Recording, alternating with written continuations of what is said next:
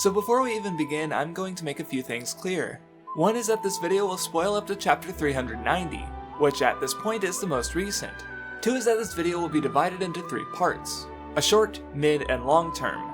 And last, before I can even get to that, I have to start off with talking about Gon, who despite his name, is not gone from the story. If that awful joke didn't completely turn you off to everything I have to say, then I'll say that I want to bring this up because Gon no longer being the main character of Hunter x Hunter is still a common assumption regarding the story going forwards. If you open up one of the recent volumes, I will point you to the opening explanation of the characters, where as usual, Gon is stated to be the main character, where Kurapika is introduced as Gon's friend, directly going against the idea that Kurapika is the new main character and Gon's story is over. Killua is not present whatsoever, meaning this isn't just a holdover from the previous volumes, but it is metatextual evidence, so to better explain why Gon is out of focus in favor of Kurapika, I need to argue the case for Kurapika as the deuteragonist over Killua. While Killua is definitely an incredibly important character to Gon's story, Hunter x Hunter isn't only Gon's story, and on this holistic level is where I'd argue Kurapika's importance. While it's very evident with the Succession War, it's also quite clear in York New, where Gon and Killua's adventure took a backseat to Kurapika's goals in conflict with the Phantom Troop. These were goals completely separate from Gon, thus his relatively smaller role in the arc, where Killua's time in the story up till now has largely been centered around Gon, his goals and motives involving him in some fashion. And with the end of the 13th Hunter Chairman election arc, where Killua finally has a goal all his own to chase without Gon being the center of it, the story shifts not to him, but back to Kurapika. And this makes sense as Kurapika is next to Gon as the 2 of the main 4 who have the strongest drive to fulfilling their desires without them being in service of another of the 4 main characters. Thus why I would argue his role of the deuteragonist even though Killua has been in more of the story up till now. Now, when I discuss the theories proper, I'll discuss Gon's role in the story to come, but first I need to address 2 commonly mistaken points in the arguments regarding his supposed status as the former main character. The first being his lack of nen. What's important to note here is that even saying he lacks nen is a bit misleading. A character having no nen brings images to mind of a Zetsu-like state, but Jing argues otherwise, saying that he sensed nen coming from Gon, meaning it's Gon who can't see it. Rather than losing his nen, the implication is more that Gon's capabilities have simply been reduced to where they were at the start of the series, if not even less considering his capability to use Zetsu during the Hunter exam, which he may or may not have anymore. This means that relearning nen is very much within his capacity, and at a quicker rate from before given his prior experience. Gon returning to the story isn't a matter of if, but when and why. While the when will likely be after the Succession War at earliest, the why ties into the other commonly misunderstood element, Gon's goal. He's met Jing, therefore he's achieved his goal at the young age of 13, and his story and life as a hunter is basically over. The sentiment definitely comes from a familiarity with other popular stories like Naruto or One Piece where the main thrust of the events revolves around the goal of the main characters, leaving a narrative that has no business ending until the goal is met. But not every story has to be like that. Others, for instance, give their character a more passive goal of protecting what they have, and this is no more or less valuable.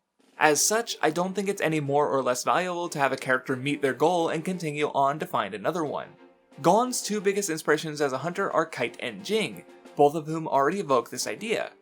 When Gon first met Kite, Kite himself was searching to meet Jing, but when he was reintroduced to the story he had already succeeded at that goal and was on a new mission while bringing up future hunters. And of course Jing became a hunter out of his interest in an archaeology site, met that goal and would go on to help make Greed Island, and now intends to find Dawn Freaks and the other volume of the Dark Continent Encyclopedia. Whether, like Kite, Gon chooses to chase his own goal, or like Jing, Gon chooses to accomplish things for the people he meets along the way, or even both, him having met Jing by no means has to be the end of the story. And all of this without even bringing up Gyro, who Gon is fated to meet in some capacity, made very clear through narration, which would imply his role in the story is not yet over as is. Now we're moving on to the theories themselves, starting with the short-term one regarding the Succession War. While things could easily change going forward, I have 3 suggestions as to the most likely winners of the war: Hulkenberg, Serednik, or Wobble. Now, while Wobble doesn't need to win to survive, I do think her victory by default is fitting for Togashi's usual style of writing conclusions to arcs.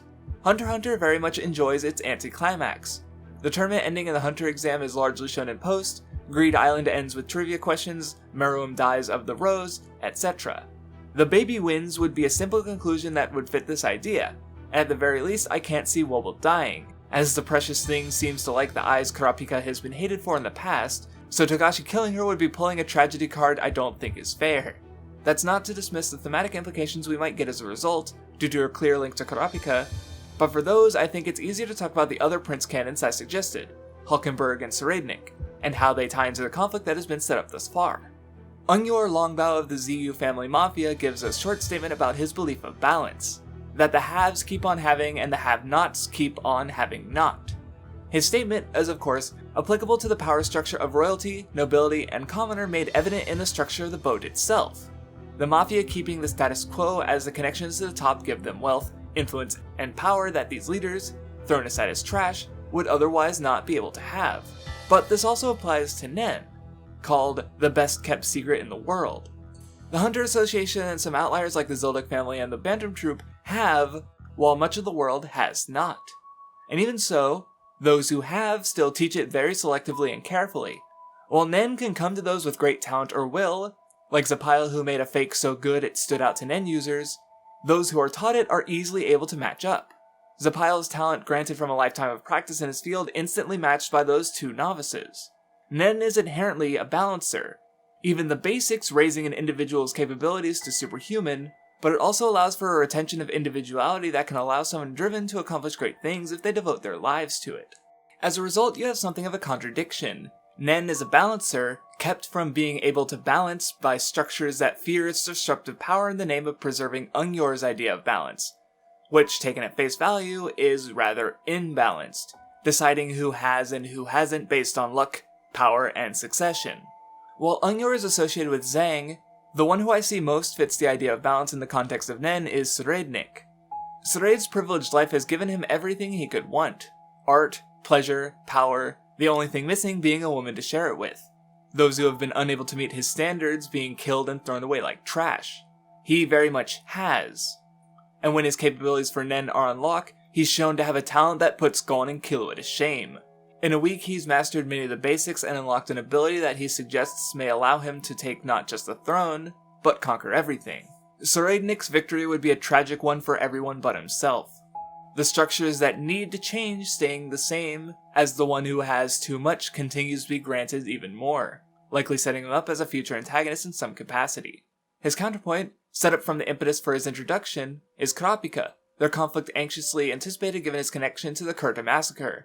But Kurapika's course of action throughout the arc has been one in direct opposition to both Ungyor and the Hunter Association, as he aims to teach Nen to as many people as reasonable given his circumstances, extending to queen, soldier, and servant alike.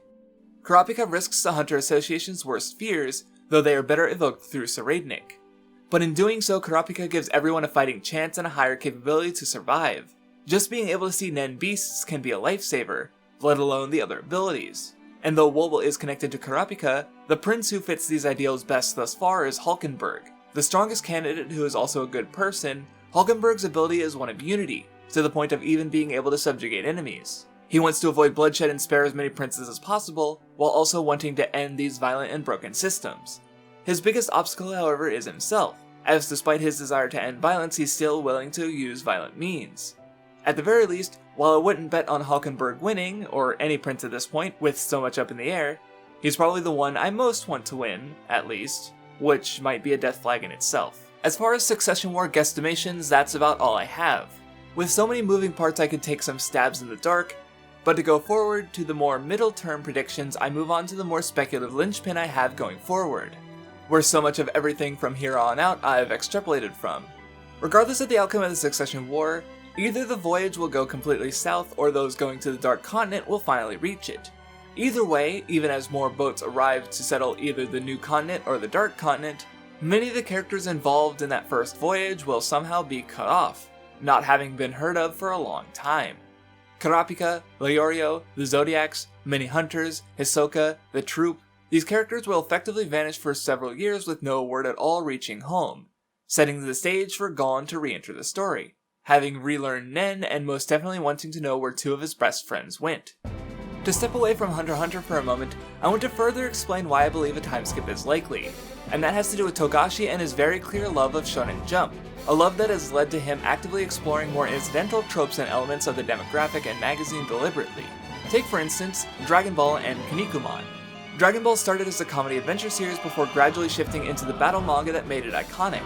Kinnikuman served as a direct influence to Togashi regarding his tendency of shonen series to drift to more popular battle series, starting as a gag manga parodying Ultraman before becoming the wrestling combat series that again propelled it into popularity. Togashi felt that this kind of shift in story would entertain readers, leading to Yu Yu Hakusho's start as an episodic supernatural series, before it very much deliberately became a battle series. And if you read to its ending, you'd find the last chapters being on the out there experimental side, like one focused on the romance of complete non-main characters, and a finale incited by a group never alluded to before and resolved almost immediately. If you haven't read Bakuman's exploration of cancellation around Volume 7, then I'll point you to one of the last chapters of Tokyo Shinobi Squad as a random example, which similarly has a romance-focused chapter shortly before its cancellation.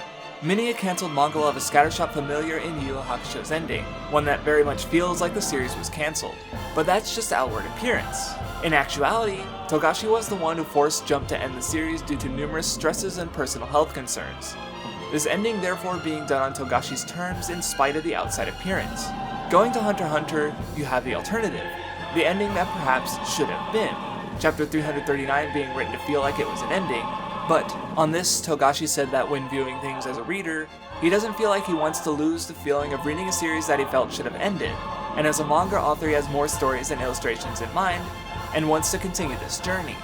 So all the evidence thus far is primarily based in writing tendencies and metatextual trends, Togashi having done so much to evoke the things you might see in the magazine. The fact that he has not done a time skip yet in his works was actually pretty shocking when I had that pointed out to me. And yes, he has skipped time in a literal sense, but I'm referring to the type of time skip codified by shonen series, involving fresh designs and power increases. Gon's current place in the story and the relative distance offered by the Dark Continent allow for the perfect opportunity to set up this potential time skip. Gon relearning Nen, this time naturally and with no shortcuts, would take a lot of time, and several years passing would allow him to get a level of strength comparable to where he was during the Chimera Ant arc, if not exceeding it, and that length of time would make it evident that something is very wrong regarding the first expedition boat. Of course, in this world of adventure there are a lot of possibilities, so to go out on a limb, the first arc we might see after the hypothetical time skip may very well be Meteor City. At the end of the Chimera Ant arc, we had Welfin, Bizef, and Hina heading there to find Gyro, but Gon needs a reason to go there, and with the Phantom Troop also being cut off from the original continents, those of Meteor City have lost people who appear to be very important to their community, and incredibly strong people as well. This would allow for Gyro to potentially make waves in the city and gain power, his goals and history allowing him to connect to some of its populace, his own life being one that was once thrown away. But that desire to see things destroyed also goes against the core Meteor City tenet of only taking from the rest of the world when that which belongs to them is taken first. Gyro had nothing taken but his trust and faith in a loved one and seeks the destruction of everything, likely including Meteor City as well. With the troop unavailable and an upstart making use of the power vacuum in the form of Gyro, enter Gon and Killua, the only characters, at least that we know of, to have any real connection to the troop. Gon was recommended for a position by Nobunaga, and Killua is blood related to both Kabuto and Illumi. These connections might allow for one or both of them to be contacted by someone in Meteor City, inciting them to meet up together once again and venture forth.